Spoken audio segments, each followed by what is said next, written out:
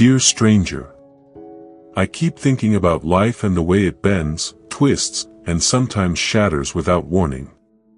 And yet, I realize that all of it, the pain, the disappointment, the unexpected turns, is part of something I cannot fully see. Something I am meant to move through. How strange it is, that the very things I resist are the things shaping me.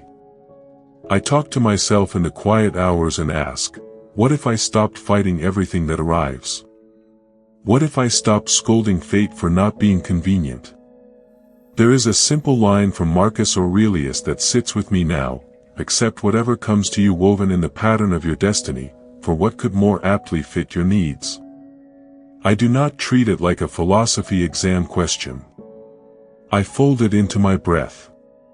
I let it sit like a stone in my palm, heavy, cool, real.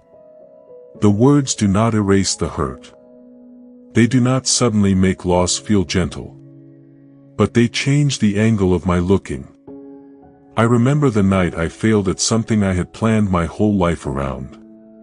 It felt like the ground had given way and I was left dangling in a sudden, open air. For months I replayed the fall. I imagined different choices, other words I could have said, ways I could have been braver. The replay turned into a small torture. I learned to map my own shame by the number of times I could spin the scene in my head.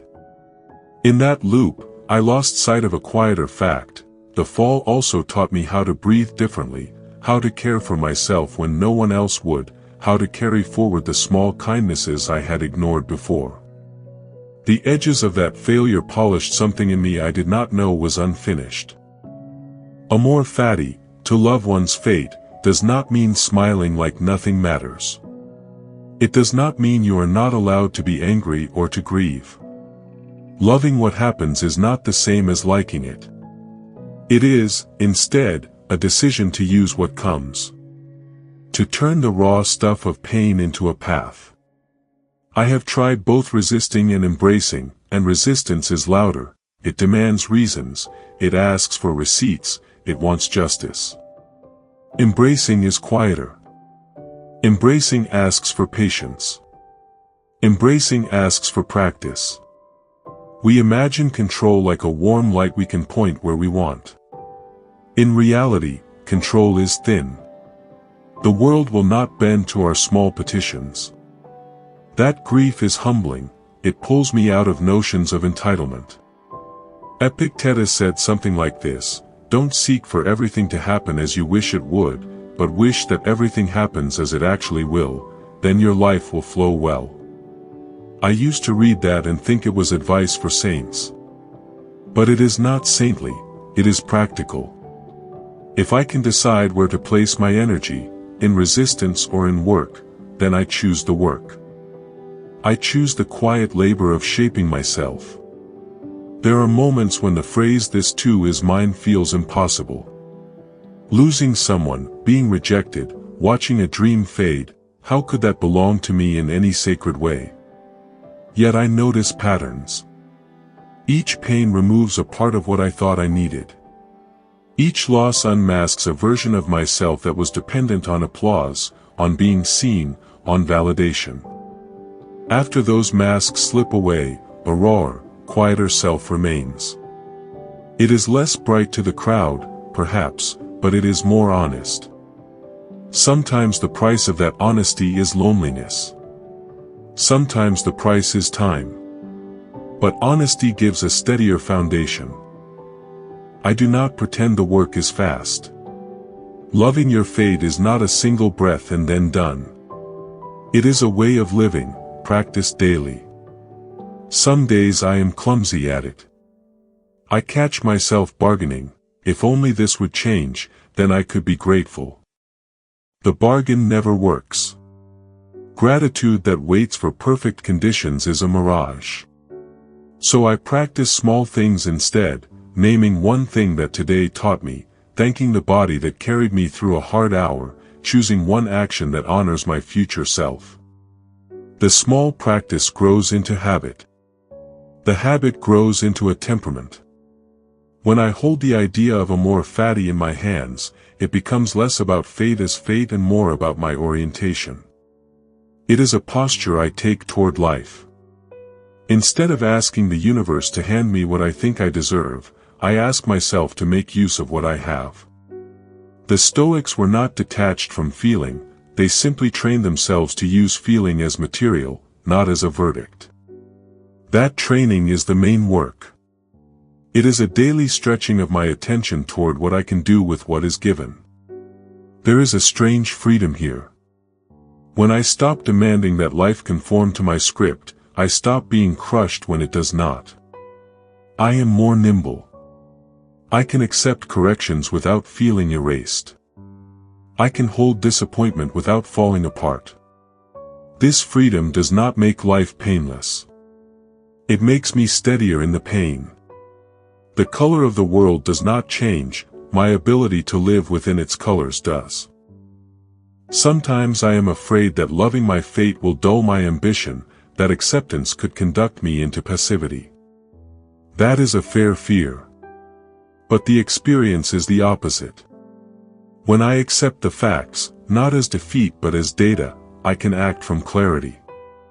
I can plan without the fog of denial. I can choose goals that fit the real shape of my life, not a fantasy version. In that way, Amor Fati sharpens intention. It does not remove desire, it refines it. It says, want, but also be willing for the answer to be different than expected. Then, build with what you have. There are nights, long ones, when I lie awake and review my losses like syllables in a sad poem. Those nights cut deep. Some mornings it is a work just to rise. I do not pretend I have a tidy solution for that ache. What I have is a small, stubborn trust, that meaning is not always in the facts, sometimes it is in the way we carry them. If I can hold a loss as part of my story, I do not have to pretend the story is a mistake. I can let it be material. I can let it be testimony to what was lived. So here is what I try to remind myself when the world tilts: breathe. Name the thing you resist. Give it a shape with words. Let yourself feel the honest reaction, anger, sorrow, confusion, and then ask, what can I do with this? How can this teach me? How can I make it part of the work? That question is not immediate. Sometimes the answer comes years later. Sometimes it comes as a small shift. Suddenly you are kinder to someone because you once were hurt, you speak differently, you choose a quieter life. The shape of the change is not always grand. Often it is small, and that is enough. If I could speak to you, stranger, as to myself, I would say, I do not ask you to love pain. I ask you to love the integrity of your life, to love it even when it arrives in shapes you did not choose. Practice that love in small ways. Name a loss, make one small meaning from it, take one step that your future self will thank you for. Over time, the collection of small steps becomes a life formed by intention, not by reaction.